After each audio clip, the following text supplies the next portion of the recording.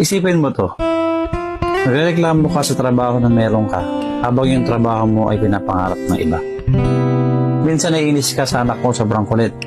Pero yung iba, nangangarap na magkaroon ng anak. Hindi mo gusto yung bahay na meron ka. Pero marami ang nasa kalsada. Wala mo lang matuluyan. Minsan gusto mong bawiin yung sarili mong buhay. Pero yung iba, gagawin ang lahat para lang mabuhay. Minsan kaya hindi ka masaya kasi inaalab mo yung mga bagay na wala sa'yo. Alam mo, subukan mong tumingin sa paligid mo.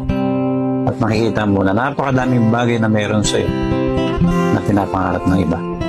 Huwag mo kasi hanapin yung mga bagay na wala sa'yo. Sa halip, magpasalamat ka sa mga bagay na meron ka. Baguhin mo na yung kaisipan mo. Dahil hanggat hindi mo binabago yung kaisipan mo, hindi ka magiging masaya.